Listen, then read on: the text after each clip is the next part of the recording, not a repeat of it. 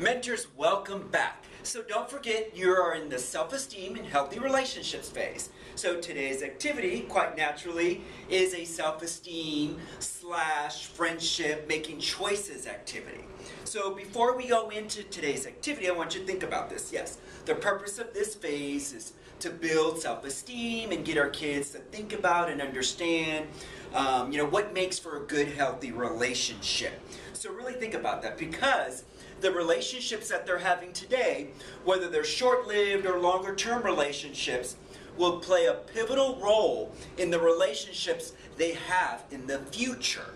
So think about that. The relationships they're having today, those relationships with the adults or peers in their lives, or even a significant other, will have an impact on the type of relationships they will have in the future.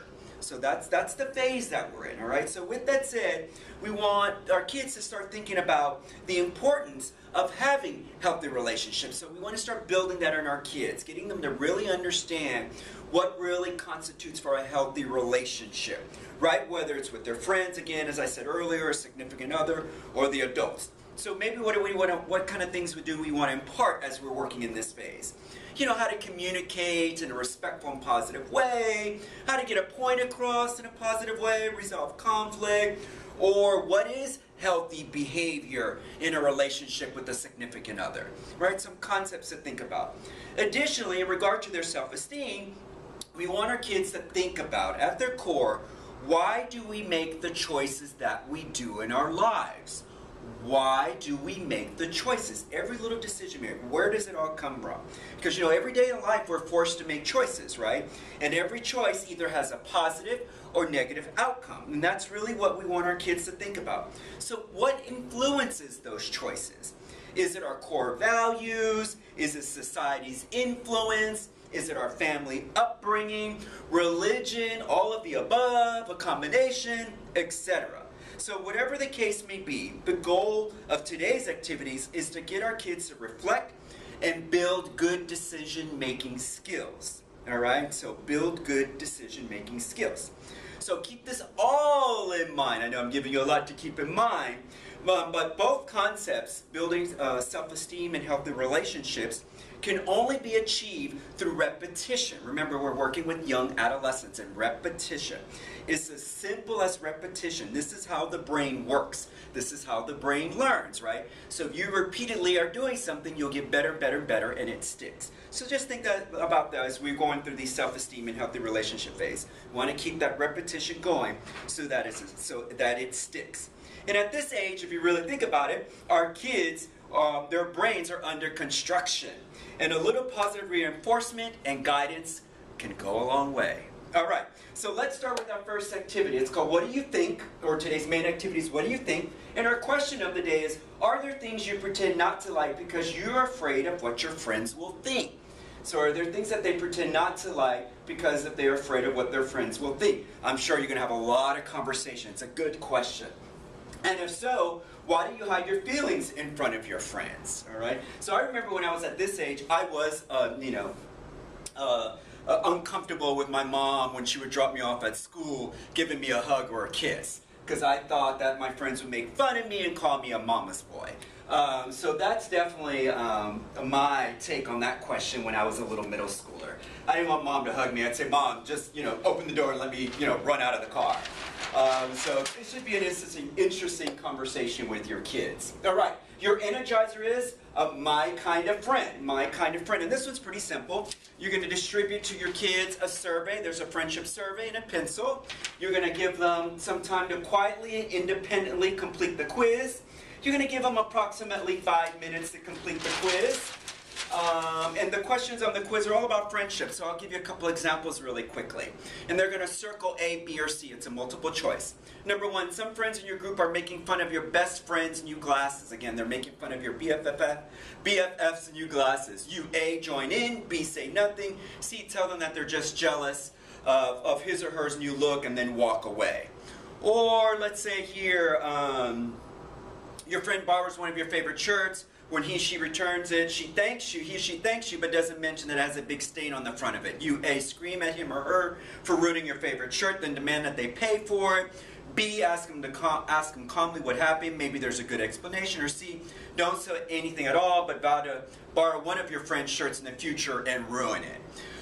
So just some fun questions. When you're done, you're going to reveal the friendship scale. So A's are equivalent to a certain amount of points. B and C are again equivalent to a certain amount of points. And then you're going to do a big reveal. So it's very similar to one of those quizzes you might take in one of those fun magazines that we've probably all done, or online, some of those online quizzes. And then you're going to give them, the results. So whatever their scoring is, you'll give them the results. For example, if they fall somewhere between 18 and 21, your friends are really lucky to have you for a pal, and you've probably got some good buds around you. You'll have many friendships that will last a lifetime. Or maybe you're on the lower scale, 7 to 10 points, fair weather friends. You're a good friend as long as things are going your way, but as soon as your friends goof up, you're gone. Try to lighten up a little bit and weather the storm with your friends. Good times are ahead of you for this year, etc. So at the end of the day, after they do the survey, don't forget to dialogue and ask them to talk about, what kind of friend do they think they are, or what kind of friends are their friends, etc. So don't forget to have a good conversation. You might want to, refer back to the questionnaire and ask them to elaborate on their answers. All right? So that one's pretty easy. It's friendship quiz. Now we're going to go into the main activity. What do you think? And what do you think? You're going to start off. We give you, 2 little sentences that kind of open up the conversation or the activity, and it is what we're going to ask is that you share with the kids. Today we're going to explore the idea of making choices in life, but more specifically, why do we make the choices that we do? All right, so already you're going to get them thinking and marinating on the main activity, okay? Today we're going to explore the idea of making choices in life, but specifically, why do we make the choices that we do? And then, again, pretty simple to facilitate. You're going to break them up into pairs, so, a pair of students. And then you're going to distribute magazines, some good old everyday household magazines, some markers, glue sticks, scissors, and a piece of poster board, all right? And a piece of poster board. Now what you're going to instruct the students to do is to go through the magazines. They'll flip through the magazines, and you want them to cut out images that are representational of good choices in life, and as well as bad choices in life. So they're going to go through the magazine, they're going to cut out images of things that are representational of good choices and bad choices in life.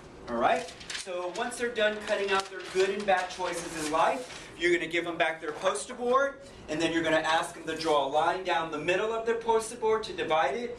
They'll label one side of the poster board good, and the other side will be categorized as bad. Alright, so good and bad line down the middle.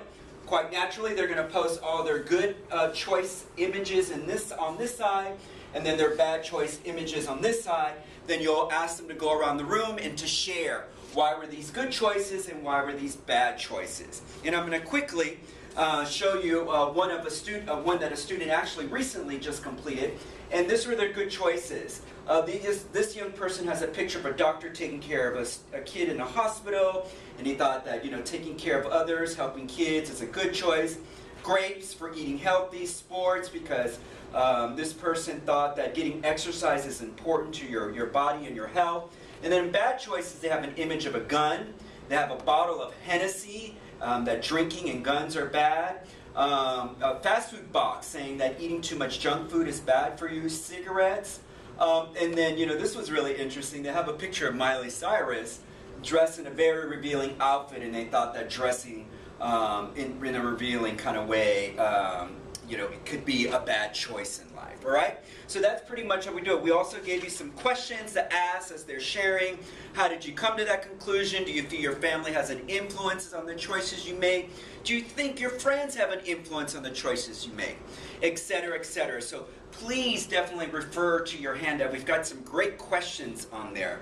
I like the last one. When thinking about your future, are making good choices now important to your future? And if so, ask them to explain, all right? So just some good stuff. I mean, all these kind of activities really generate great conversation. So don't forget to generate that conversation.